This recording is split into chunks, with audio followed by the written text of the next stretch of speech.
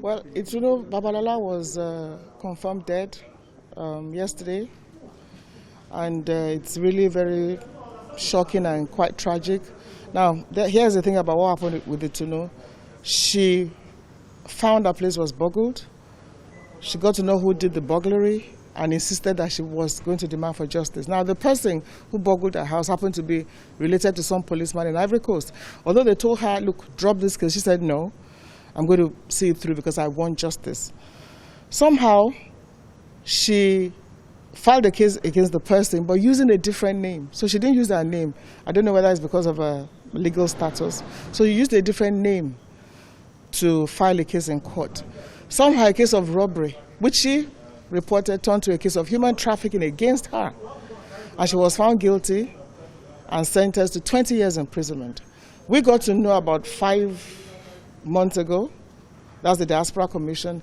And we worked with the mission. The mission went to visit her. The place is quite far. The prison is in the hinterland. So the first thing was we needed to appeal. So the Nigerian mission in Cote d'Ivoire got a lawyer. They've paid the lawyer mobilization fees. The lawyer started work. So the appeal is ongoing. And our hope was the fact that we will indeed ensure the appeal. There was every possibility that she will win the appeal against her, and then, boom, she died.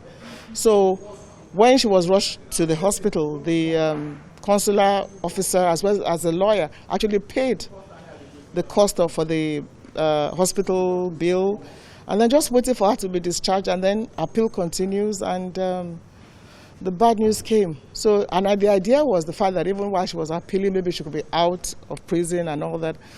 So what the governor has done now is demanding a full autopsy, full investigation into the actual cause of her death, because it's quite mysterious.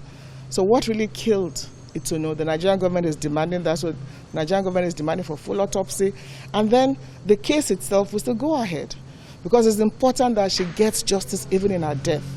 I've been in touch with her father. In fact, the father communicates with me and staff of NIDCOM from time to time. Of course, he's very distraught. She's just 22 years old and gone in her prime. So government did what they could do in terms of ensuring that, listen, get a lawyer, appeal, while you also do some diplomatic intervention. But don't forget that she had already been convicted and she was serving a sentence. And we were almost sure that she'll win the appeal and she'll become a free citizen again. And then this happened. So definitely we're upset about her death. We are distraught about her death, and we'll demand full justice and full and thorough investigation and an autopsy into what really happened to Itunu. Is the federal government planning to bring our corpse down to Nigeria? Yeah, the plans are on to get our corpse to her family for a proper burial. Is the federal government of Nigeria ready to take any action against the Cote d'Ivoire? Well, that will be decided by the Minister of Foreign Affairs. A matter of policy and what you do in that regard will be a decision of the Honourable Minister of Foreign Affairs, Mr. Geoffrey Onyama. On the part of the Nigerian Diaspora Commission, we're going to ensure that we support the family. What the immediate thing now is, how do you get our corpse back? And then it's important also that the legal proceeding, she needs justice even in death. She did not commit that crime of human trafficking. And they know.